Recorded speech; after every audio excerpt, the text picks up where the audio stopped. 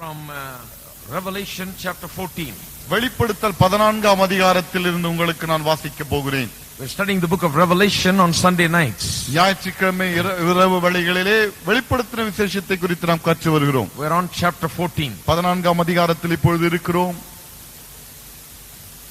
Let me just give you a background of this 14th chapter and then I will continue from verse 9. 14ஆம் அதிகாரத்தின் பின்னணியை உங்களுக்கு நான் சற்று சொல்லட்டும். அதன் பிறகு 9ஆம் வசனத்திலிருந்து நான் தொடர்கிறேன். Or verse 8. 8ஆம் வசனத்திலிருந்து. Chapter 14 is a table of content for the rest of the book of Revelation. 14ஆம் அதிகாரமாகப்பட்டது இந்த புத்தகத்தின் மற்ற அதிகாரங்களுடைய பொருள் அகராதியாக காணப்படுகிறது. Here we are given a preview of the things that are ahead at this point.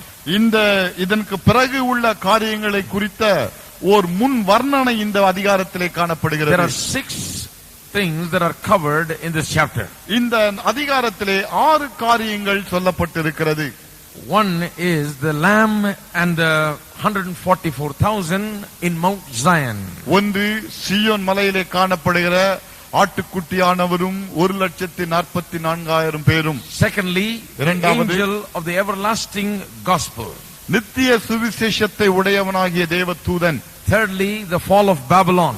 மூன்றாவது பாபிலோனின் வீழ்ச்சி. Fourthly, the judgment of the beast worshippers. நான்காவது மிருகத்தை வணங்கினவருடைய நியாய தீர்ப்பு. Fifthly, this talks about the blessing upon those who die in the Lord during that time of tribulation. ஐந்தாவது உபத்திரவ காலத்திலே கர்த்தருக்குள் மரித்தவர்களுக்கு கிடைக்கும் ஆசீர்வாதங்கள். And sixthly, a preview of the last battle of Armageddon is given. ஆறாவது கடைசியிலே நடக்க போகிற அர்மகதோன் யுத்தத்தை குறித்த ஓர் வர்ணனை. We already talked about the first two last Sunday night. கடந்த ஞாயிற்றுக்கிழமை இரவு வேளையிலே முதல் 2 காரியங்களை ஏற்கனவே நாம் படித்து முடித்து விட்டோம். We saw how John sees the 144,000 in Mount Zion. சீயோன் மலையிலே 1,44,000 பேரை யோவான் கண்டதாக நாம் கண்டோம். I told you this is seen as happening at the end of the tribulation period. நான் உங்களுக்கு சொன்னேன் உபத்திரவ காலத்தின் முடிவு கட்டத்திலே இந்த காட்சி நடக்கிறது. You will remember in the middle of the tribulation period God sealed the 144,000 for special protection. ஏற்கனவே உங்களுக்கு நான் சொல்லி இருக்கிறேன் உபத்திரவ காலத்தின் நடுப்பகுதியில் தானே இந்த 1,44,000 பேரை ஆண்டவர் விசேஷித்த பாதுகாப்பிற்கென்று முத்தரித்து விட்டார். So that no one can touch them and no one can destroy them. எவருமே அவர்களை தொட முடியாது, எவரும் அவர்களை அழிக்கவும் முடியாது. They were sealed by God. தேவனால் முத்தரிக்கப்பட்டிருக்கிறார்கள். Now we see them at the end of the tribulation. They are protected by that seal, and among the 144,000 none is missing. இப்போது என்ன பார்க்கிற உபத்திரவ காலத்தின் முடிவிலே அவர்கள் பாதுகாக்கப்பட்டு பத்திரமாக இருக்கிறார்கள். 1,44,000 பேரில் ஒருவராவது கெட்டு போகவே இல்லை. That is a picture of how God protects his own. தேவன் தமக்கு சொந்தமானவர்களை எவ்வாறு பாதுகாக்கிறார் என்பற ஒரு காட்சி. Jesus said no one can pluck those who are given to my hands. இயேசு சொன்னார் என் கரத்திலே கொடுக்கப்பட்ட ஒருவனும் பறிக்க முடியாது. The protection that is in the hands of the Lord is complete and sure. தேவனுடைய கரத்திலே காணப்படுகிற பாதுகாப்பு இருக்கிறதே அது பூரணமானது, நிச்சயமானது. One of the reasons for the emotional and mental turmoil in many people is that the feeling of security in this life is missing many times. இன்றைக்கு மக்களுடைய உள்ளத்திலே கலக்கமும் கண்ணீரும் வருவதற்கு காரணம் என்ன?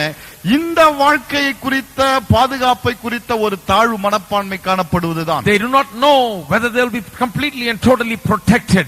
முற்றிலுமாக நான் பாதுகாக்கப்படுவேனா என்று அவர்கள் அறியாமலே இருக்கிறார்கள். They do not know what is going to happen tomorrow. நாளைக்கு என்ன நடக்க போகிறது அவர்களுக்கு தெரியாது. They do not have a sense of security. ஒரு பாதுகாப்பின் நிச்சயம் அவர்களுக்கு இல்லை. When you trust in the Lord, கர்த்தர் மீது நம்பிக்கை கொள்ளும் வேளையிலே, and when you believe the Bible, வேதத்தை நீங்கள் விசுவாசிக்கும் வேளையில், the very first thing you develop is a sense of security. முதலாவது உங்களுக்குள்ளாக நீங்கள் வளர்த்துக் கொள்ளக்கூடிய ஒரு காரியம் என்ன? உங்களை நான் பாதுகாப்பாக இருக்கிறேன்.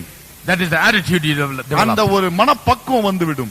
Sir, there are believers I have met who lack a sense of security. இவ்விதமாக எனக்கு பாதுகாப்பு இல்லை என்று சொல்லக்கூடிய விசுவாசிகளை நான் கண்டிருக்கிறேன். Even though they have been many years as a believer, விசுவாசிகளாக பல வருடங்கள் அவர்கள் இருந்த போது they lack a sense of security.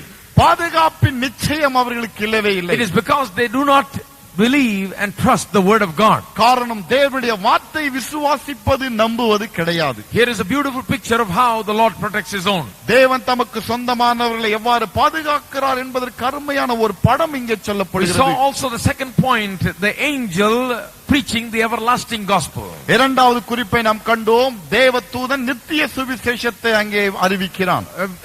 I have told you earlier that in this dispensation and in this present age, the church age, God has not chosen the angels to preach. ஏற்கனவே உங்களுக்கு நான் சொல்லி இருக்கிறேன், இந்த யுகத்திலே, அதாவது இந்த சபையின் யுகத்திலே சுவிசேஷத்தை அறிவிக்கும்படியாக தேவன் தேவ தூதர்களை தெரிந்து கொள்ளவில்லை. We as men and women of God are chosen to preach the gospel. தேவனுடைய மனிதர்களாகிய நம்மை தாமே தேவன் சுவிசேஷத்தை அறிவிக்க தெரிந்து கொண்டார். That is why God sent an angel to Cornelius' house to go get Peter so he can preach the gospel. ஆகவே தான் தேவன் தம்முடைய தூதனை கொர்நேலியு வீட்டுக்கு அனுப்பினார், பேதுருவை அழைத்து வந்து பிரசங்கிக்கும்படியாக சொன்னார். The angel was not commanded to preach. பிரசங்கிக்கும்படி தேவ தூதனுக்கு அங்கே கட்டளை இல்லை. That is the present age, this dispensation called the church age.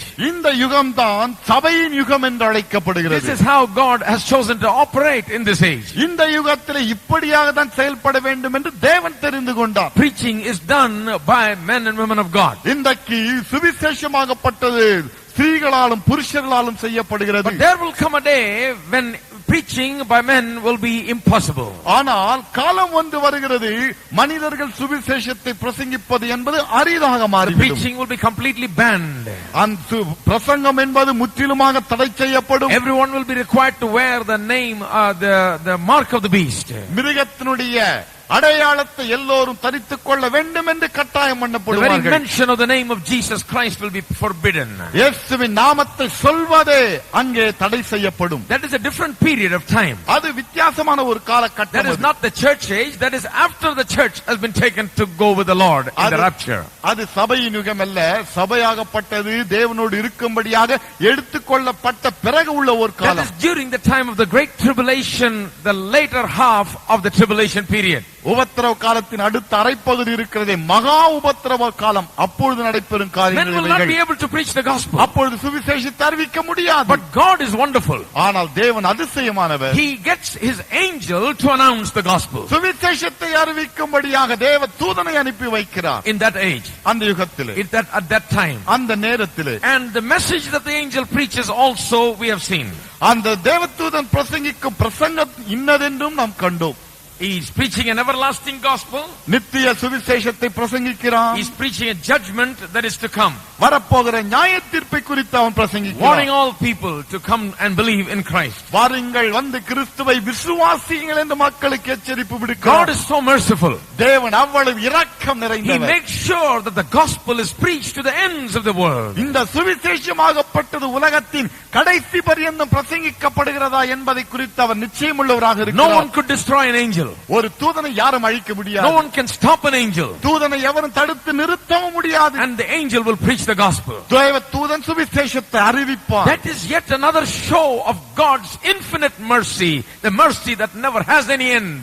தேவனுடைய இரக்கமற்ற முடிவற்ற இரக்கத்திற்கு இது ஒரு எடுத்துக்காட்டாக இருக்கிறது. Now let's go to verse 8. இப்போது 8ஆம் வசனத்துக்கு I will செல்வோம். read to you one verse at a time. ஒரு வசனத்தை ஒரு முறை வாசிப்போம். We will finish as much as possible. முடிந்த அளவுக்கு நாம் முடிப்போம். Now we're coming to the third point. மூன்றாவது குறிப்புக்கு வருகிறோம். This chapter is talking about the fall of Babylon.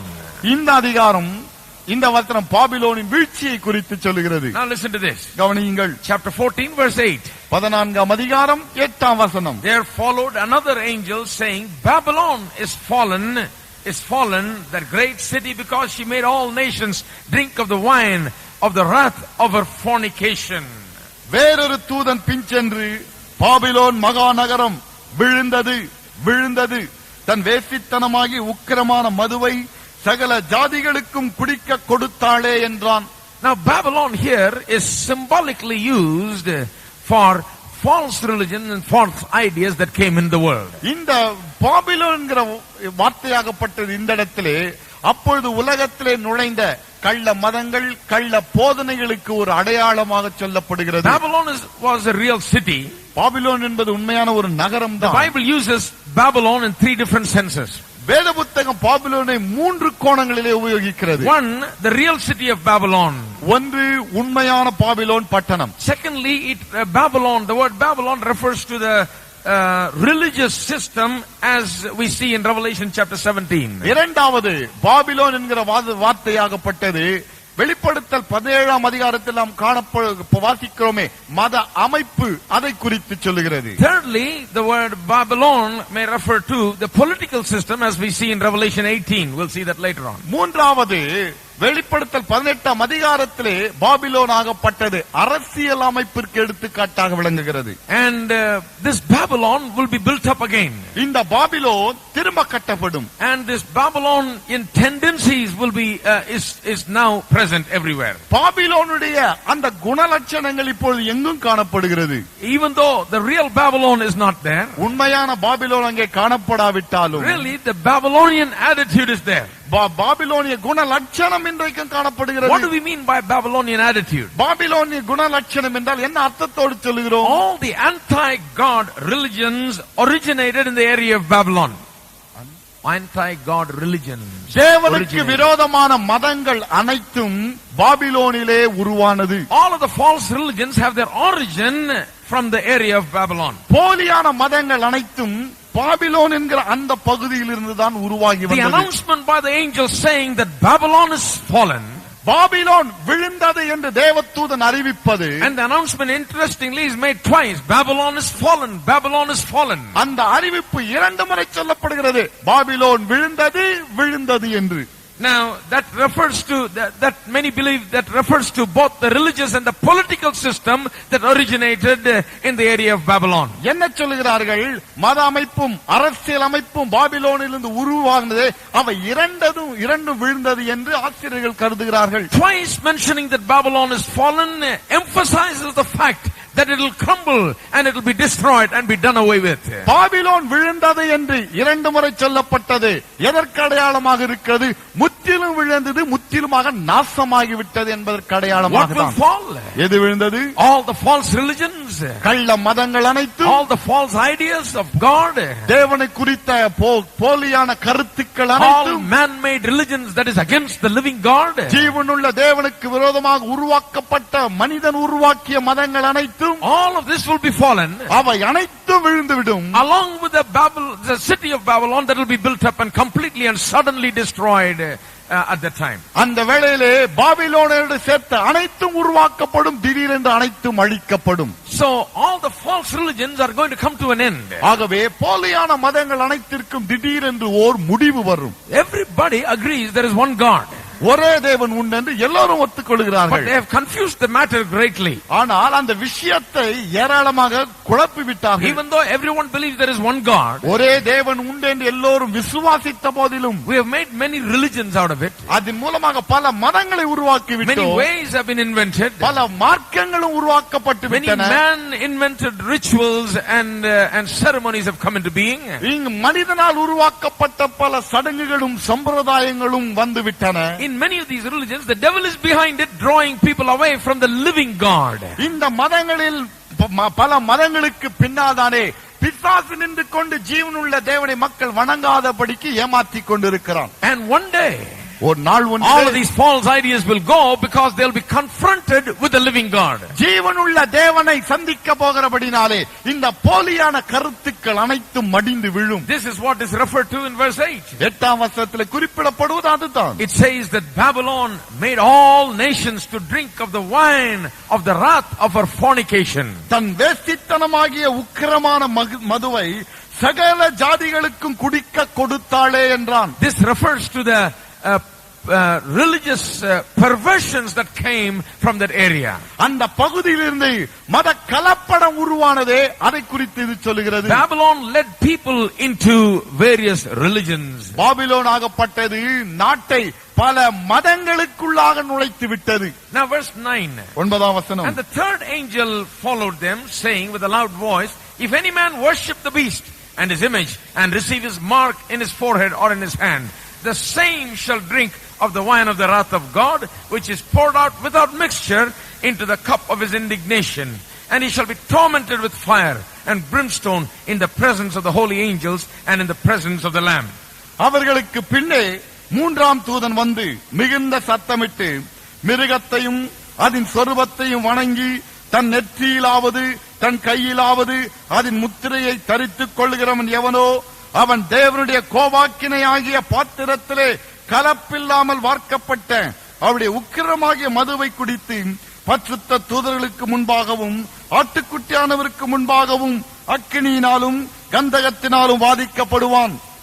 What does it say? என்ன சொல்கிறது? The angel is announcing that all those who participated in taking the mark of the beast, மிருகத்தினுடைய முத்திரையை எடுத்துக்கொண்ட எல்லோரும், all those who turned to worship the Antichrist and the devil, அந்தி கிறிஸ்துவையும் பிசாசையும் வணங்கும்படியாக சென்ற எல்லோரும், they had to blaspheme God in order to take the mark of the beast. அந்த முத்திரையை அவர்கள் தரிக்க வேண்டும் என்று சொன்னால் தேவனை அவர்கள் முதலாவது தூஷிக்க வேண்டும். They have blasphemed God and rejected the living God. தேவனை தூஷித்தார்கள், ஜீவனுள்ள தேவனை உதாசீனம் பண்ணிவிட்டார்கள். Now the angel is announcing that judgment is coming to them that have done that. இப்படி செய்தவர்களுக்கு நியாயத்தீர்ப்பு வருகிறது என்று தூதன் இப்பொழுது அறிவிக்கிறார். The angel is announcing God's wrath. தேவனுடைய கோபாக்கினையை தூதன் அறிவிக்கிறான். God's wrath here is characterized as wine poured without mixture.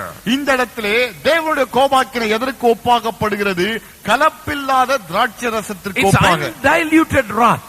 அது கலப்படம் இல்லாத ஒரு கோபாக்கினை. There is no mercy in it. அதிலே இரக்கமே இல்லை. There is no other considerations in it. அதிலே வேற எந்த நிபந்தனையும் இல்லவே இல்லை. It is totally an undiluted wrath of God that is being poured out. ஊற்றப்படுவது கலப்பில்லாத தேவனுடைய கோபாக்கினை. This is referring to the event that will happen when Christ returns. கிறிஸ்து திரும்பும் வேளையிலே நடக்க போகிற சம்பவத்தை குறித்து, Christ returns in his second coming, கிறிஸ்து தன்னுடைய இரண்டாம் வருகையில் வரும்போது all those who have rejected the living God will be destroyed. ஜீவனுள்ள தேவனை உதாசீனம் பண்ணினவர்கள் அனைவரும் அழிந்து போவார்கள். Their body will return to dust. அவருடைய சரீரம் மண்ணுக்கு திரும்பும். And they will be put away. அவர்கள் தள்ளப்படுவார்கள். And that is the wrath of God doing that. தேவனுடைய கோபாக்கினை தான் அப்படி செய்கிறது. And the angel is making an announcement of that. அதை குறித்து தேவதூதன் இங்கே அறிவிக்கிறார். Verse 11. 11ஆம் And the வசனம். smoke of their torment ascendeth up forever and ever, and they have no rest day or night who worship the beast and his image, and whosoever receive the mark of his name. அவருடைய வாதையின் புகை சதா காலங்களிலும் எழும்பும். மிருகத்தையும் அதன் சொரூபத்தையும் வணங்குகிறவர்களுக்கும் அதுடைய நாமத்தின் முத்திரையை தரித்துக் கொள்கிற எவனுக்கும் இரவும் பகலும் இளைப்பாறுதல் இராது. It is talking about the torment into which these people are going to enter. இந்த மக்களுக்கு வரப்போகிற உபாதையை குறித்து இது சொல்லுகிறது. The people that have rejected Christ. அதாவது கிறிஸ்துவை தள்ளிவிட்டவர்கள். The smoke of their torment ascendeth up forever and ever. அவர்களுடைய வாதையின் புகை சதா காலங்களிலும் எழும்பிக் கொண்டிருக்கும். There is no stronger expression of eternity that can be found anywhere in the scriptures, one great Bible teacher says, than this one. ஒரு வேத வல்லுநர் சொல்லுகிறார், இந்த வசனத்தை தவிர நித்தியத்தை குறித்து வேறு எங்குமே இவ்வளவு அழுத்தமாக சொல்லப்படவில்லை என்று சொல்லுகிறார். In talking about the wrath and the torment into which these people will enter, இந்த மக்கள் ஒரு வாதைக்குள்ளும் ஒரு வேதனைக்குள்ளும் பிரவேசிக்க போகிறார்களே, அதை குறித்து சொல்லும்போது the duration of their torment is emphasized with the word forever and ever. அவர்கள் எத்தனை காலங்களுக்கு இருப்பார்கள் என்பது சதா காலங்கள் என்கிற வார்த்தையின் மூலமாக சொல்லப்படுகிறது. There is no greater word in Greek language, they say, to emphasize the foreverness, the eternity of their torment. அவருடைய வாதை நித்தியமாக இருக்கும் என்பதற்கு கிரேக்க மொழியிலே இதை காட்டிலும் வேறொரு வார்த்தை இல்லவே இல்லை. Forever and ever their torment ascends up. சதா காலங்களிலும் இவர்கள் வாதிக்கப்படுவார்கள். They have no rest day or night. அவர்களுக்கு இரவும் பகலும் இளைப்பாறுதல் இராது. They have no rest. இளைப்பாறுதல் இல்லை. Those who worship the beast and his image have no rest when the wrath comes. மிருகத்தையும் அதனுடைய முத்திரையும் தரித்துக் கொண்டவர்களுக்கு இளைப்பாறுதல் இரவே இராது. Now from verse 12 we read the blessing of those who die in the Lord. 12ஆம் வசனத்திலே கர்த்தருக்குள் மரிக்கிறவர்களுக்கு வரக்கூடிய ஆசீர்வாதங்கள் சொல்லப்படுகிறது. Here is the patience of the saints, here are they that keep the commandments of God and the faith of Jesus. தேவனுடைய கற்பனைகளையும் இயேசுவின் மேலுள்ள விசுவாசத்தையும் காத்துக் கொள்கிறவர்களாகிய பரிசுத்தவான்களுடைய பொறுமை இதிலே விளங்கும். And I heard a voice from heaven saying unto me, Write, blessed are the dead which die in the Lord from henceforth. Yea, saith the Spirit, that they may rest from their labors, and their works do follow them. பின்பு பரலோகத்திலிருந்து ஒரு சத்தம் உண்டாக கேட்டேன். அது, கர்த்தருக்குள் மரிக்கிறவர்கள் இது முதல் பாக்கியவான்கள் என்று எழுது. அவர்கள் தங்கள் பிரயாசங்களை விட்டொழிந்து இளைப்பாறுவார்கள். அவர்களுடைய கிரியைகள் அவர்களோட கூட போம். ஆவியானவரும் ஆம் என்று திருவுளம் பற்றுகிறார். What a wonderful contrast between the children of wrath and the children of God. கோபாக்கினியின் பிள்ளைகளுக்கும் தேவனுடைய பிள்ளைகளுக்கும் இடையே எவ்வளவு பெரிய ஒரு வேறுபாடு பாருங்கள். Those who get God's wrath over them, தேவனுடைய கோபாக்கினை தங்கள் மீது வருவித்துக் கொண்டவர்கள், those who worship the beast, மிருகத்தை வணங்கினவர்கள், those who worship the devil, பிசாசை வணங்குகிறவர்கள், during the time of tribulation, உபத்திரவ காலத்தில், they will enter into everlasting eternal torment. அவர்கள் நித்திய சதாகால வாதைக்குள்ளாக நுழைவார்கள். A deliberate description is given about their torment. அவருடைய வாதையை குறித்து வேண்டும் என்றே அந்த இடத்துல ஒரு வர்ணனை சொல்லப்படுகிறது. Especially said that they have no rest. விசேஷமாக சொல்லப்பட்டிருக்கிறது அவர்களுக்கு இளைப்பாறுதலே இல்லை என்று. But look at the ones who keep the commandments of God and who are the children of God. தேவனுடைய கற்பனைகளை கைக்கொண்டு தேவனுடைய பிள்ளைகளாக இருக்கிறவர்களுக்கு என்ன வருகிறது என்பதை பாருங்கள். Look at the contrast. அந்த முரண்பாட்டை கவனியுங்கள். It says, blessed are they that are dead which die in the Lord from henceforth. இது முதல் கர்த்தருக்குள் மரிக்கிறவர்கள் பாக்கியவான்கள். You might have heard this read in funerals in the cemeteries, you know. கல்லறையிலே அடக்காராதனையிலே இதை குறித்து நீங்கள் கேட்டிருப்பீர்கள். Blessed are the dead which die in the Lord. கர்த்தருக்குள் மரிக்கிறவர்கள் பாக்கியவான்கள். Now it is referring specially to the tribulation saints. இது குறிப்பாக உபத்திரவ கால பரிசுத்தவான்களுக்கு என்று சொல்லப்பட்டது. This is particularly said about the tribulation saints. இது உபத்திரவ கால பரிசுத்தவான்களுக்கு என்று குறிப்பாக சொல்லப்பட்டது. In a very special way they are blessed in their death. விசேஷித்த விதத்திலே தங்கள் மரணத்திலே அவர்கள் பாக்கியவான்கள். They are severely persecuted during the time of the great tribulation. மகா உபத்திரவ காலத்திலே ஏராளமாக இவர்கள் உபத்திரவப்பட்டவர்கள். Tormented by the Antichrist. அந்திக்கிறிஸ்துவினால் பயங்கரமாக உபத்திரவப்பட்டவர்கள். For the sake of the name of Jesus. இயேசுவின் நாமத்தின் நிமித்தமாக They suffer great persecution. ஏராளமான உபத்திரவத்தை இவர்கள் சகித்தார்கள். So when they die, ஆகவே அவர்கள் மரிக்கும் for வேளையில் them it will be a great relief. அவர்களுக்கு அது மிகப்பெரிய ஓர் விடுதலை. You know, when somebody dies young, இளம் வயதிலே ஒருவர் மரிக்கும் போது it is a great pain. அது மிகுந்த வேதனையாக இருக்கும். It's a terrible pain that you find no consolation for it for a long time. அது மிகப்பெரிய வேதனையாக இருக்கும். நீண்ட காலத்திற்கு நமக்கு ஒரு இளைப்பாறுதலே வராது. When someone is very old and has lived to the fullest, ஆனால் ஒரு வயது முதிர்ந்து அதிகமாக வயதாகி சாகும்போது, and now has completed his call and purpose in life, தன்னுடைய வாழ்க்கையிலே தன்னுடைய ஓட்டத்தையும் நோக்கத்தையும் அவர் முடித்து விட்டார். and now you know maybe he's physically frail and weak, ஒருவேளை சரீர பிரகாரமாக அவர் பலவீனராக இருக்கலாம். and again has become like a little child dependent on everybody. திரும்பமாக பார்த்தால் ஒரு குழந்தையை போல மற்றவர்களை சார்ந்து வாழ்கிற வாழ்க்கை இவர் வாழலாம். I've seen such old, very old people. Sometimes they want to die. இவ்விதமான பல வயது முதிர்ந்தவர்களை நான் கண்டிருக்கிறேன். அவர்கள் சாக வேண்டும் என்று விரும்புவார்கள். They consider death in a different way. அவர்கள் மரணத்தை வித்தியாசமாக நினைக்கிறார்கள். When you're old enough to die, then death becomes a relief rather than a pain or a terror. வயது முதிர்ந்த பிறகு இந்த மரணமாகப்பட்டது ஒரு பயங்கரமாக இருப்பதற்கு பதிலாக ஒரு விடுதலை போல காணப்படுகிறது. It is a relief from this life. இந்த வாழ்க்கையிலிருந்து ஒரு விடுதலை. It is a relief from the limitations of this life. இந்த வாழ்க்கையின் வரம்புகளிலிருந்து ஒரு விடுதலை. It is a relief from all the pain and the weaknesses that is associated with the physical frail body. இந்த பலவீனமான சரீரத்தோடு சம்பந்தப்பட்ட வியாதிகள் போன்ற காரியங்களிலிருந்து ஒரு விடுதலை இது அளிக்கிறது. It is a relief because they can enter into a better life. சிறப்பான ஒரு வாழ்க்கைக்குள்ளாக அவர்கள் பிரவேசிக்க முடியும். ஆகவே இது ஒரு விடுதலை போல. It is a relief because now they want to rest. இப்போது இளைப்பாற அவர்கள் விரும்புகிறார்கள். ஆகவே இது ஒரு விடுதலை அவர்களுக்கு. So there is no pain. ஆகவே அதில் வேதனை இல்லை. Instead of pain there is a relief. வேதனைக்கு பதிலாக ஒரு விடுதலை. In the tribulation saints, உபத்திரவ கால பரிசுத்தவான்களுக்கு, because of the severe persecution that they will undergo, அவர்கள் பயங்கரமான உபத்திரவத்துக்குள்ளாக கடந்து சென்றபடியினால், death will actually be a blessing or a relief. மரணம் என்பது உண்மையிலே சொல்லப்போனால் ஒரு ஆசீர்வாதமாக ஒரு விடுதலையாகத்தான் அவர்களுக்கு There will இருக்கும். be a sigh of relief as they die, because now they do not have to suffer anymore at the hands of this devilish person. அவர்கள் மரிக்கும் வேளையிலே ஒரு பெருமூச்சு விடுவார்கள். ஏன்? இனிமேல் பிசாசுடைய ஆட்களாலே எந்த விதமான உபத்திரமும் இவர்களுக்கு It's a இல்லை. relief from the persecution. உபத்திரவத்திலிருந்து இவர்களுக்கு ஓர் And விடுதலை. they enter into rest. அவர்கள் இளைப்பாறுதலுக்குள்ளாக நுழைவார்கள். Now, this is true about the tribulation saints in a very special way. உபத்திரவ கால பரிசுத்தவான்களை பொறுத்த மட்டில் இது ஓர் உண்மை. But it is true about all those who die in the Lord. ஆனால் கர்த்தருக்குள் மரிக்கிற அனைவருக்கும் இது ஓர் உண்மைதான். Even in the church age, சபையின் யுகத்திலும் even today, இன்றைக்கும் it is true about everyone that die in the Lord. கர்த்தருக்குள் மரிக்கிற ஒவ்வொருவரை குறித்து உண்மை இதுதான். Those who die in the Lord die a different death. கர்த்தருக்குள் மரிக்கிறவர்கள் வித்தியாசமான மரணத்தை அடைகிறார்கள். They do not look at it in the world's way. உலக கண்ணிலே இவர்கள் இதை பார்ப்பதில்லை. The world says death is a loss. உலகம் என்ன சொல்கிறது? மரணம் ஓர் இழப்பு. But the Bible says death is gain. ஆனால் வேதம் என்ன சொல்கிறது? மரணம் ஓர் லாபம். They look at it that way. அப்படி பார்க்கிறார்கள். To them death is a blessing.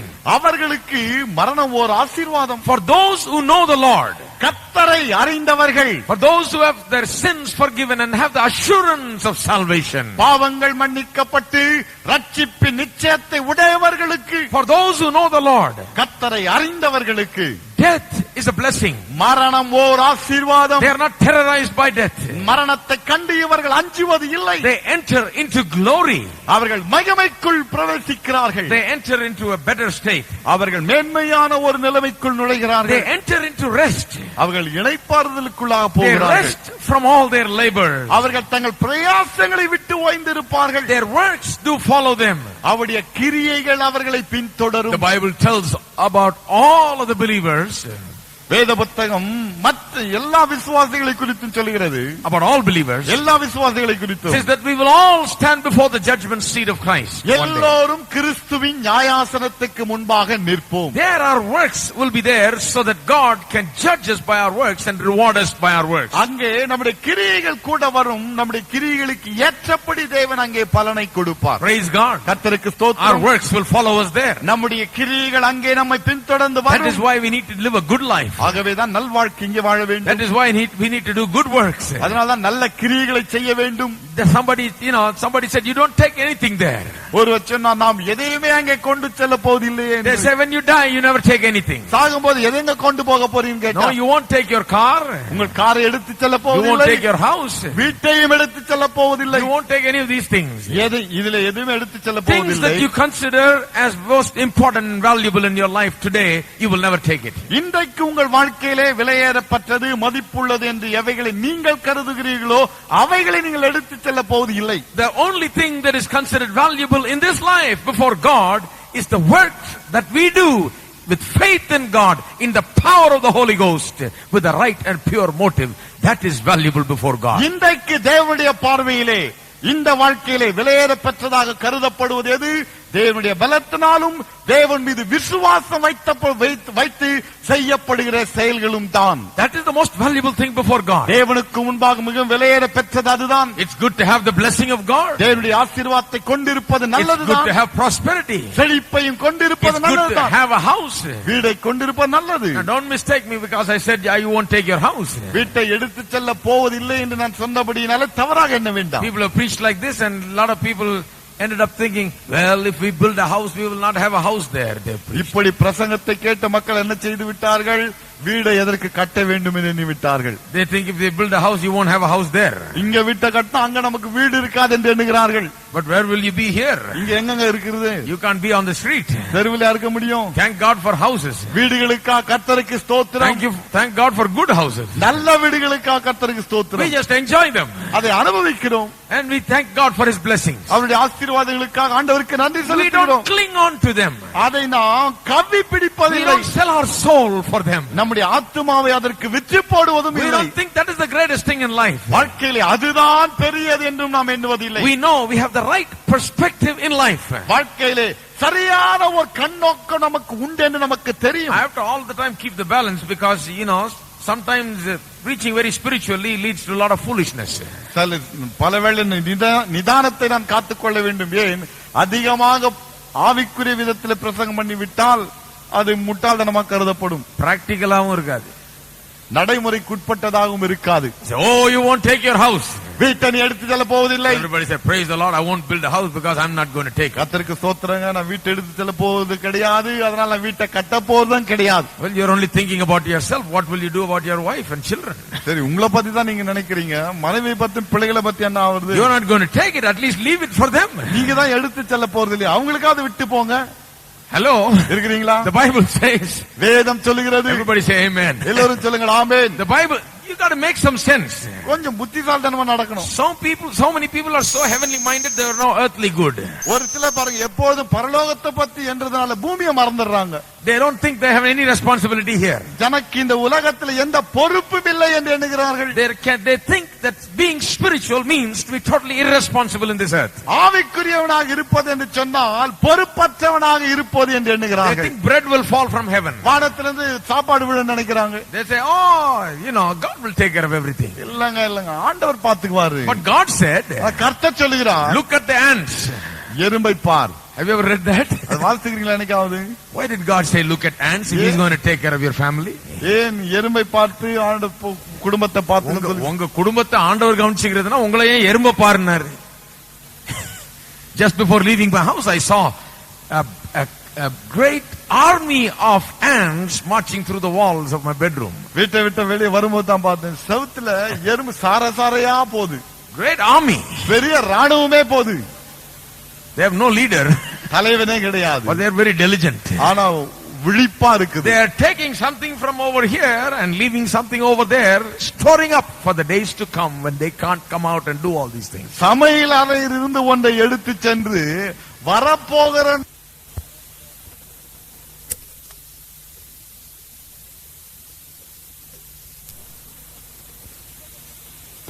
so that they can sit and eat when they can't work. வேலை செய்ய முடியாத நேரத்தில் உட்கார்ந்து சாப்பிடுவதற்கு என்று அப்படி செய்கிறது. That is why God said, look at the ants. ஆகவேதான் கர்த்தர் சொன்னார், எறும்பை பார். What did he mean? என்ன அர்த்தம்? He mean when you are supposed to be working, work busily and work hard and earn your money and do what you need to do for your life. என்ன சொல்கிறார்? வேலை செய்ய வேண்டிய வேலை நேரத்திலே கஷ்டப்பட்டு வேலை செய், நன்றாக வேலை செய், புத்திசாலித்தனமாக வேலை செய், சேர்த்து வை என்று சொல்லுகிறார். Sometimes we become totally unbalanced. சில வேளையிலே நாம் நிதானத்தை இழந்து விடுவோம். Some of the most spiritual people are no earthly good. ஆவிக்குரிய வாழ்க்கையில் ரொம்ப வளர்ந்து விட்டோம் என்று சொல்லுகிறவர்கள் பூமிக்கு உதவ மாட்டார்கள். They need to be sent to heaven immediately. பரலோகத்துக்கு உடனே அனுப்பிடணும். Because in the earth their life will be miserable. காரணம் பூமியிலே அவர்கள் வாழ்க்கை பரிதாபமாக இருக்கும். Well, we are living on the earth. ஆனால் இந்த பூமியிலே நாம் வாழ்கிறோம். When we go there it will be a blessing. அங்கே போனால் ஆசீர்வாதமாக தான் இருக்கும். But the Bible says, ஆனால் வேதம் சொல்கிறது, the righteous man will leave inheritance for his children's children. நீதிமான் தன்னுடைய பிள்ளைகளின் பிள்ளைகளுக்கு ஆஸ்தியை சேர்த்து வைப்பான். Hello, இருக்கிறீங்களா? Everybody say amen. எல்லாரும் ஆமென் சொல்லுங்கள். So that when we go, நாம் போகும்போது our children and children's children will say, நம்முடைய பிள்ளைகளும் பிள்ளைகளுடைய பிள்ளைகளும் சொல்லும். They won't say, thank God he's gone, I don't have to take care of him. அப்பா போனது ரொம்ப நல்லதா போச்சு, அவனை நான் பார்த்துக்கொள்ள வேண்டிய அவசியம் இல்லைன்னு They will சொல்லக்கூடாது. say, oh, what a great man he is. ஓ எவ்வளவு அற்புதமான மனிதர். He has left me something. எனக்கு கொஞ்சம் வச்சிட்டு போயிருக்காரு. Given me something. ஏதோ கொஞ்சம் கொடுத்துட்டு At போயிருக்காரு. least something. ஏதோ கொஞ்சம். He has helped me a little bit. கொஞ்சமாவது உதவி பண்ணாரு. And they will praise the Lord whom you worship. நீங்கள் ஆராதிக்கிற தேவனை அவர்கள் And they துதிப்பார்கள். will also believe in the Lord whom you believed and served. நீங்கள் விசுவாசித்து ஆராதித்த அதே தேவனை அவர்களும் விசுவாசித்து Our ஆராதிப்பார்கள். works follow us. நம்முடைய கிரியைகள் நம்மை பின்தொடர்கிறது. Our money doesn't follow us. பணம் நம்மை Leave பின்தொடர்வதில்லை. it to your children. பிள்ளைகளுக்கு விட்டு விட்டு Leave it போகிறோம். to your grandchildren. பேர பிள்ளைகளுக்கு விட்டு விட்டு Our போகிறோம். works follow us. நம்முடைய கிரியைகள் நம்மை பின்தொடரும். They appear before God. தேவனுக்கு முன்பாக காட்சியளிக்கும். And God will reward us for our works. நம்முடைய கிரியைகளுக்கென்று தேவன் நமக்கு பலன் கொடுப்பார். Over there money has no value. அந்த இடத்திலே பணத்திற்கு மதிப்பில்லை. What you did for God is the only thing that carries any value there. தேவனுக்கென்று நீங்கள் எதை செய்தீர்களோ அதுதான் தேவனுக்கு முன்பாக மதிப்புள்ளதாக இருக்கும். So that when we stand before God, தேவனுக்கு முன்பாக நாம் நிற்கும் பொழுது He will judge us அவன் நியாயம் தீர்ப்பான். and He will reward us. நமக்கு பலனை கொடுப்பார். Their works do follow them. அவருடைய கிரியைகள் அவர்களை பின்தொடரும். Now from verse 14 to verse 20 is a preview of the last battle of Armageddon. 14ஆம் வசனம் முதல் 20ஆம் வசனம் வரைக்குமாக அர்மகதோனிலே நடக்க போகிற யுத்தத்தை குறித்த ஓர் முன் வர்ணனை. Armageddon is a campaign that is composed of many battles. இந்த அர்மகதோன் என்பது பல யுத்தங்கள் அடங்கிய ஓர் நிகழ்ச்சி. The battle that is referred to here is the last battle of Armageddon. இந்த இடத்திலே சொல்லப்படுகிற யுத்தம் அர்மகதோனில் நடக்க போகிற கடைசி ஓர் யுத்தம். Verse 14. 14. It says, and I looked, and behold, a white cloud, and upon the cloud one sat like unto the Son of Man, having on his head a golden crown, and in his hand a sharp sickle. பின்பு நான் பார்த்தபோது இதோ வெண்மையான மேகத்தையும் அந்த மேகத்தின் மேல் மனுஷகுமாரனுக்கு ஒப்பானவரையும் தமது சிரசின் மேல் பொற்கிரீடத்தையும் தமது கையிலே கருக்குள்ள அரிவாளையும் உடைய ஒருவர் உட்கார்ந்திருக்கிறதையும் கண்டேன். And another angel came out of the temple, crying with a loud voice to him that sat on the cloud, thrust in thy sickle and reap, for the time is come for thee to reap, for the harvest of the earth is ripe. அப்பொழுது வேறொரு தூதன் தேவாலயத்திலிருந்து புறப்பட்டு மேகத்தின் மேல் உட்கார்ந்திருக்கிறவரை நோக்கி, பூமியின் பயிர் முதிர்ந்தது, அறுக்கிறதற்கு காலம் வந்தது, ஆகையால் உம்முடைய அரிவாளை நீட்டி அறுத்து விடும் என்று மிகுந்த சத்தமிட்டு சொன்னான். Here John sees Jesus on the clouds. இப்போ இந்த இடத்துல யோவான் இயேசுவை மேகத்திலே காண்கிறார். Now it is not a new thing to have a vision of Jesus on the cloud. இயேசுவை மேகத்திலே காண்பது என்பது புதிய ஒரு தரிசனம் அல்ல. John has seen it before when Jesus ascended to the Father after his resurrection. இயேசு உயிர்த்தெழுந்த பிறகு பரலோகத்துக்கு தேவனிடத்தில் ஏறி போனாரே, அப்பொழுது யோவான் கண்டிருக்கிறார். The Bible says that he was taken up in the clouds. வேதம் சொல்கிறது அவர் மேகத்திலே எடுத்துக்கொள்ளப்பட்டார். Talking about the coming back, the Christ who's coming back in his second coming. இரண்டாம் வருகையிலே வரப்போகிற கிறிஸ்துவை குறித்து சொல்கிறது. It says that the same Jesus whom you see go up in the clouds will likewise come back. அப்படி சொல்லப்படும் பொழுது மேகத்திலே எடுத்துக்கொள்ளப்பட்ட இயேசுவை எப்படி கண்டீர்களோ அதே விதமாக அவர் திரும்ப வருவார் என்று சொல்கிறது. இயேசு எப்படி மேகத்திலே எடுத்துக்கொள்ளப்பட்டாரோ அப்படியே அவர் திரும்ப வருவார் என்று தேவதூதன் அறிவித்தார். The angel announced to the disciples on the day of his ascension. இயேசு எடுத்துக்கொள்ளப்பட்ட அந்த நாளிலே தேவதூதன் இயேசுவின் சீஷர்களுக்கு சொல்லுகிறார். But a more complete picture is given of Jesus in the clouds. ஆனால் இயேசுவை குறித்த முழுமையான ஒரு காட்சி அந்த மேகத்திலே காட்டப்படுகிறது. He is not only coming in the clouds, அவர் மேகத்திலே வருவது மாத்திரமல்ல, he is coming with a sharp sickle to reap a harvest. அவர் அறுவடை செய்யும்படியாக கூர்மையான அரிவாளோடு அவர் வருகிறார். He is coming because the time is ripe. பயிர் முதிர்ந்தபடியினாலே, காலம் பழுத்திருக்கிறபடியினாலே வருகிறார். For the time has come for the harvest of the earth is ripe. பூமியின் பயிர் முதிர்ந்தது, அறுக்கிறதற்கு காலம் வந்தது. What does it mean when it says the harvest of the earth is ripe and it must be reaped? பயிர் முதிர்ந்தது, அறுக்கிறதற்கு காலம் வந்தது என்று சொல்லும்போது என்ன அர்த்தத்தோடு சொல்லப்படுகிறது? It is talking about how iniquity has filled up and has become ripe, and iniquity has increased and reached its total climax. அக்கிரமமாகப்பட்டது பெருகி முதிர்ந்து உச்சக்கட்டத்திற்கு வந்து விட்டது என்பதை இது காட்டுகிறது. This is not talking about a nice spiritual harvest. இது அருமையான ஆவிக்குரிய அறுவடை குறித்து சொல்லவில்லை. This is talking about a different kind of harvest. வித்தியாசமான ஒரு அறுவடை இது. People have sown sin all through their lives. மக்கள் வாழ்விலே ஏராளமான பாவத்தை விதைத்திருக்கிறார்கள். From the beginning of times when Satan came and made sinners out of human race. காலத்தின் துவக்கத்திலே பிசாசு நுழைந்து மனுக்குலத்திலே பாவிகளை உருவாக்கினான். அந்த நாளில் From that time, அந்த நாள் முதல் the thorns that the devil has caused to grow has grown everywhere.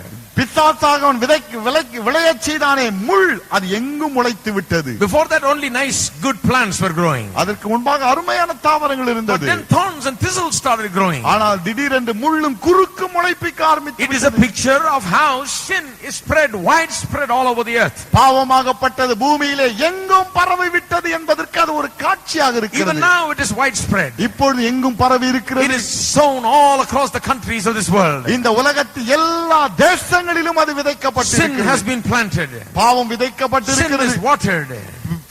பாவத்திற்கு தண்ணீர் ஊற்றப்படுகிறது. Iniquity is on the rise. அக்கிரமம் பெருகி வருகிறது. Immorality is on the rise. துன்மார்க்க வாழ்க்கை பெருகி வருகிறது. Ungodliness is on the rise.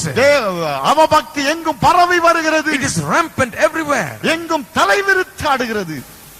It is uncontrollable. கட்டுப்படுத்த முடியவில்லை. Why? ஏன்? The seeds are sown. விதை விதைக்கப்பட்டு விட்டது. Sin's seeds are sown and it is growing very fast. பாவத்தின் விதை விதைக்கப்பட்டு விட்டது, வேகமாக வளர்ந்து வருகிறது. The growing up of the sin's seeds will reach its peak at the time of the Antichrist. அந்திக்கிறிஸ்துவின் நாட்களிலே பாவ விதை விதைக்கப்பட்டதே அது நன்றாக வளர்ந்து உச்சக்கட்டத்துக்கு வந்து விட்டிருக்கும். It will grow its full growth. முழுவதுமாக வளர்ந்து பழுத்திருக்கும். Iniquity will be filled up. அக்கிரமம் நிரம்பி இருக்கும். And there is no more place. வேறு இடமே கிடையாது. The cup of iniquity will be full. அக்கிரமத்தின் பாத்திரம் நிரம்பி இருக்கும். Sin would have been full grown. பாவம் நன்றாக வளர்ந்திருக்கும். And Jesus will come at that time. அந்த வேளையிலே இயேசு வருவார். He is waiting for it to fill up. அது நிரம்பும்படியாக இப்போது காத்திருக்கிறார். Because if he judges and punishes before it is full, then he may not be well justified. அது நிரம்புவதற்கு முன்பாக அவர் வந்து நியாயம் தீர்த்து விடுவார் என்று சொன்னால் அவர் செய்தது அநியாயம் என்று சொல்லுவார்கள். He lets them do their thing till the end.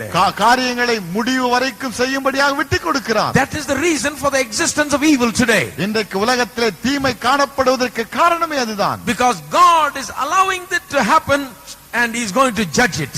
தேவன் அது நடக்கும்படியாக அனுமதி அளிக்கிறார், நாள் ஒன்றிலே நியாயம் தீர்ப்பார். And when iniquity is filled up, அக்கிரமம் நிரம்பிய உடன் Jesus comes in with a sickle. இயேசு அரிவாளோடு வருகிறார். And he is ready to reap. அறுப்பதற்கு ஆயத்தமாக For the time to reap has come. அறுப்பின் காலம் வந்து விட்டது. The harvest of the earth is ready. பூமியின் அறுவடை ஆயத்தம். All these thorns and thistles have to be reaped and thrown into the fire. இந்த எல்லா முள்ளும் குறுக்கும் அறுக்கப்பட்டு நெருப்பிலே Time for போடப்படும். the judgment of God. தேவனுடைய நியாயத்தீர்ப்பு நேரம் அது. It's referring to the time of the second coming of Jesus. இயேசுவின் இரண்டாம் வருகை அது குறிக்கிறது. Verse 16. 16 He that sat on the cloud thrust in his sickle on the earth, and the earth was reaped. அப்பொழுது மேகத்தின் மேல் உட்கார்ந்தவர் தமது அரிவாளை பூமியின் மேல் நீட்டினார், பூமியின் விளைவு அறுப்புண்டது. This finishes man's wicked civilization. மனிதனுடைய துன்மார்க்கமான நாகரிகத்திற்கு இது ஒரு முற்றுப்புள்ளி வைக்கிறது. And the another angel came out from the altar which had the power over fire and cried with a loud cry to him and had the sharp sickle, saying, Thrust in thy sharp sickle and gather the clusters of the vine of the earth, for her grapes are fully ripe. பின்பு வேறொரு தூதனும் கற்குள்ள அரிவாளை பிடித்துக் கொண்டு பரலோகத்தில் உள்ள தேவாலயத்திலிருந்து புறப்பட்டு வந்தான். அக்கினியின் மேல் அதிகாரம் உள்ள வேறொரு தூதனும் பலிபீடத்திலிருந்து புறப்பட்டு வந்து கற்குள்ள அரிவாளை பிடித்திருக்கிறவனை நோக்கி, பூமியின் திராட்சை பழங்கள் பழுத்திருக்கிறது, கற்குள்ள உமது அரிவாளை நீட்டி அதன் குலைகளை அறுத்து விடும் என்று மிகுந்த சத்தத்தோட சொன்னான். This is also another picture of judgment. நியாய தீர்ப்பை குறித்து இன்னொரு படம் இது. Gathering of the clusters of the vine of the earth, because the grapes are fully ripe.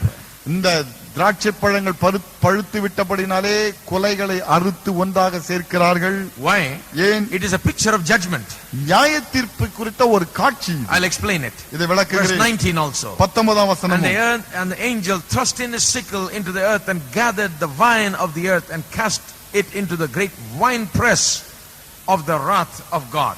அப்பொழுது அந்த தூதன் தன் அரிவாளை பூமியின் மேலே நீட்டி பூமியின் திராட்சை பழங்களை அறுத்து தேவனுடைய கோபாக்கினை என்னும் பெரிய ஆலையிலே போட்டான். The angels are gathering the ripe grapes into the wine press.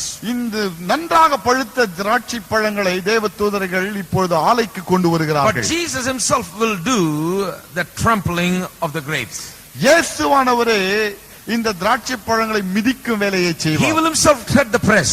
அவரே அந்த ஆலையை மிதிப்பார். Now why is judgment talked about as grapes being gathered and being trampled upon, treaded upon, so that the juice can come out?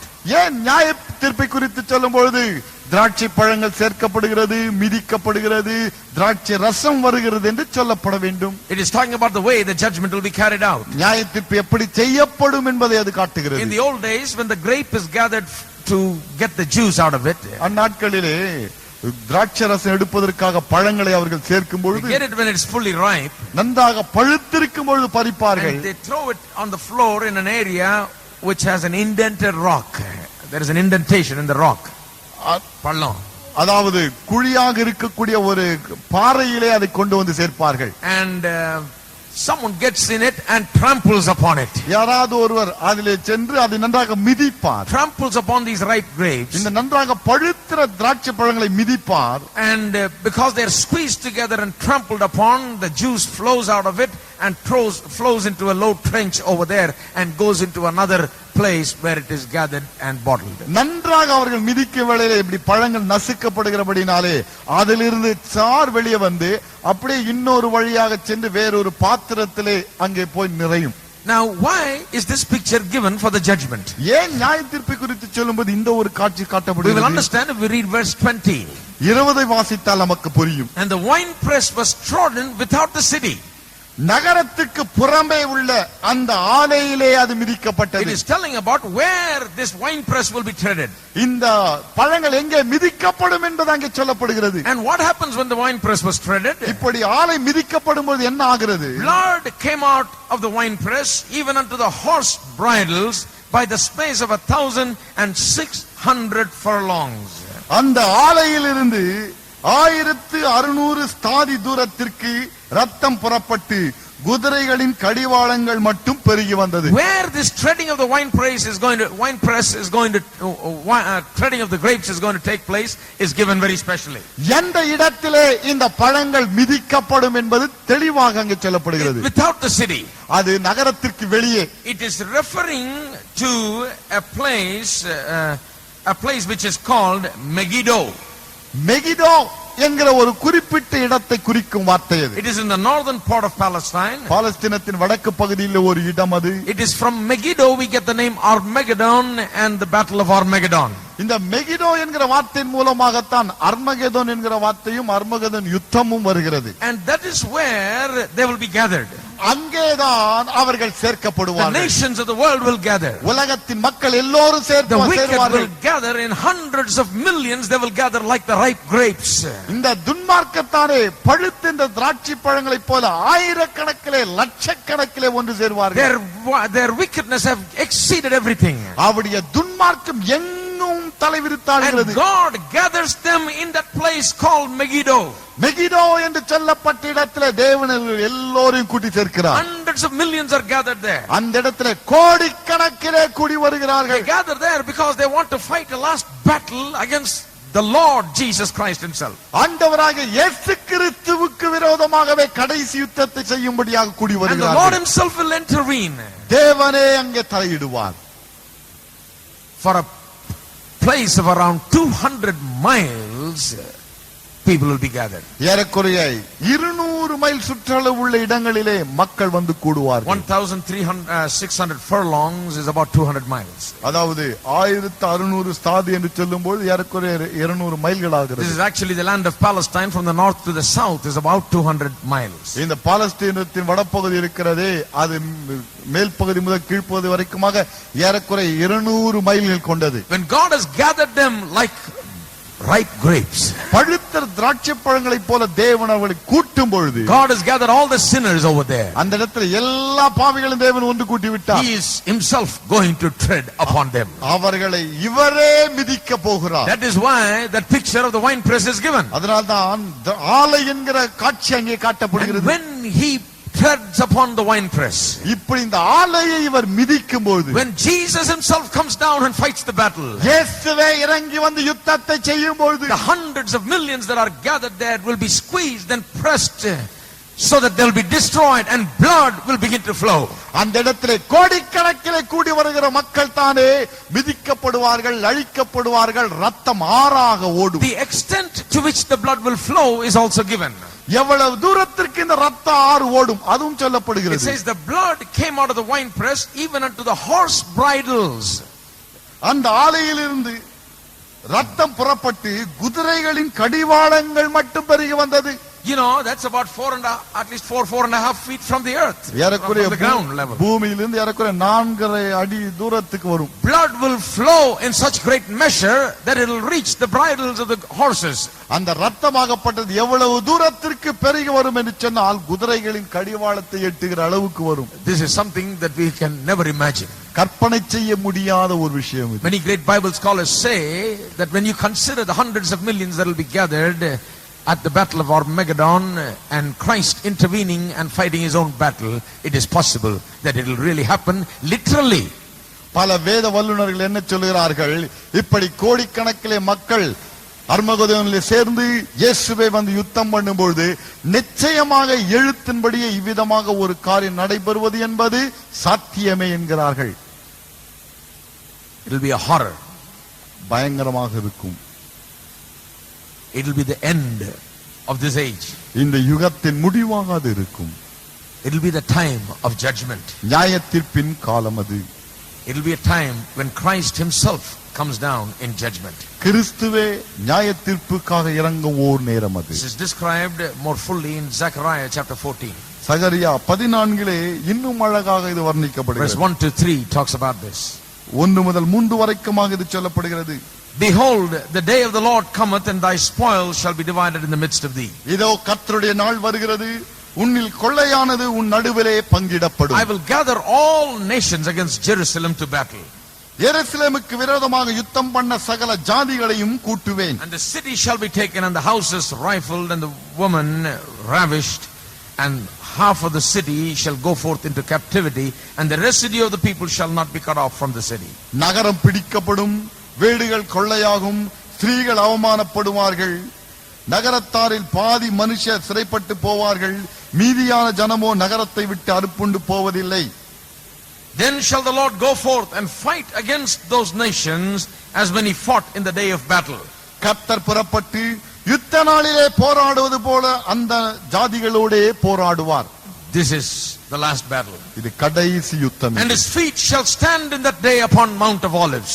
அந்நாளிலே அவருடைய பாதங்கள் கிழக்கே எருசலேமுக்கு எதிரே இருக்கிற ஒலிவ மலையின் மேல் நிற்கும். Referring to the second coming of Christ. கிறிஸ்துவின் இரண்டாம் வருகை அது குறிக்கிறது. His feet shall stand upon on that day upon Mount of Olives.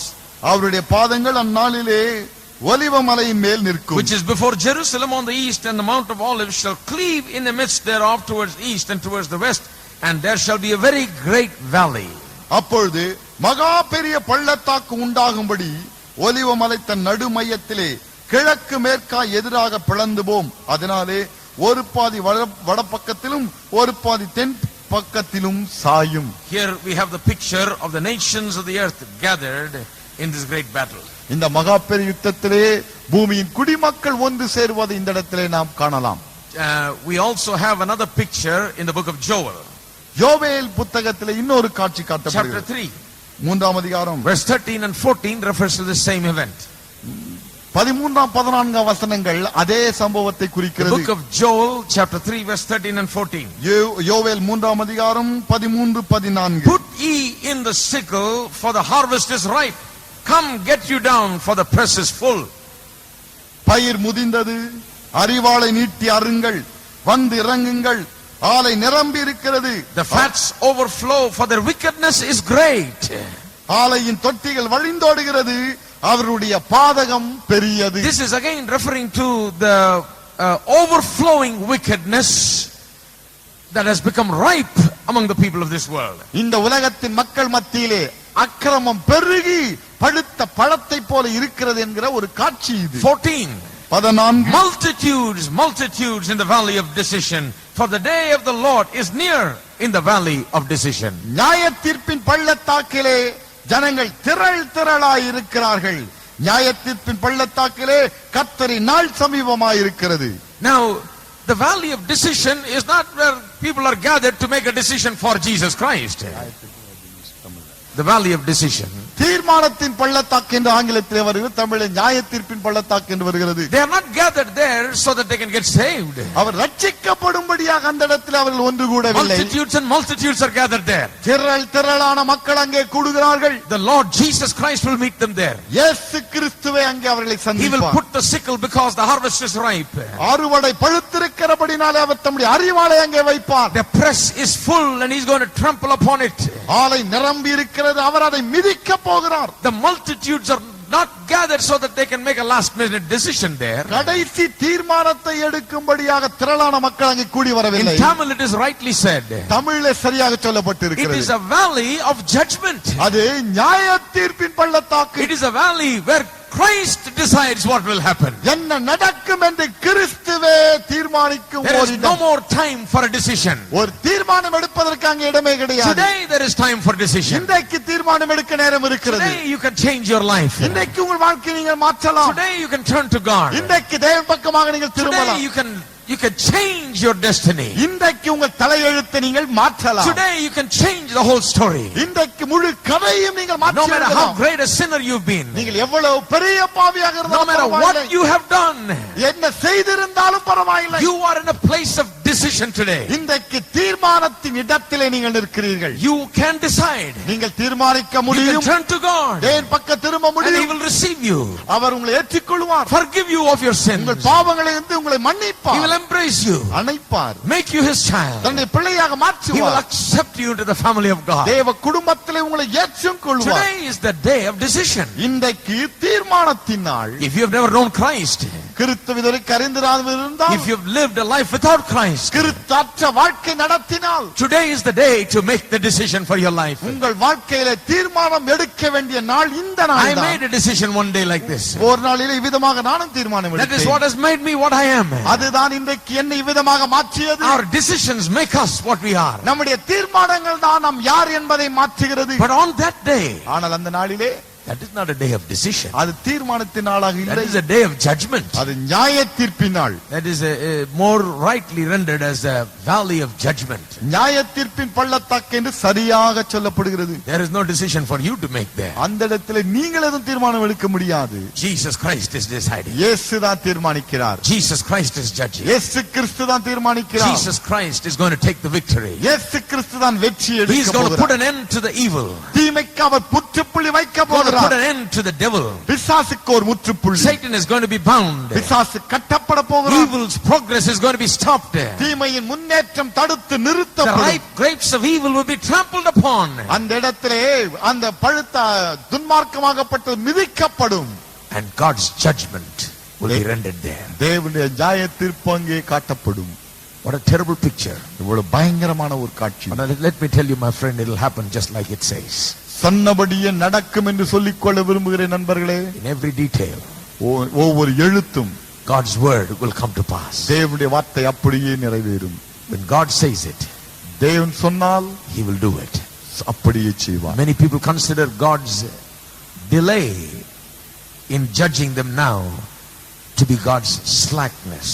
தேவன் இப்பொழுது அவர்களை தண்டிக்காமல் நியாயம் தீர்க்காமல் தாமதித்து வருகிறாரே, மக்கள் என்ன எண்ணுகிறார்கள்? அது அவருடைய கவலையினம் என்று I எண்ணுகிறார்கள். think God will never judge. தேவன் நியாயம் தீர்க்கவே மாட்டார். Judgment is sure.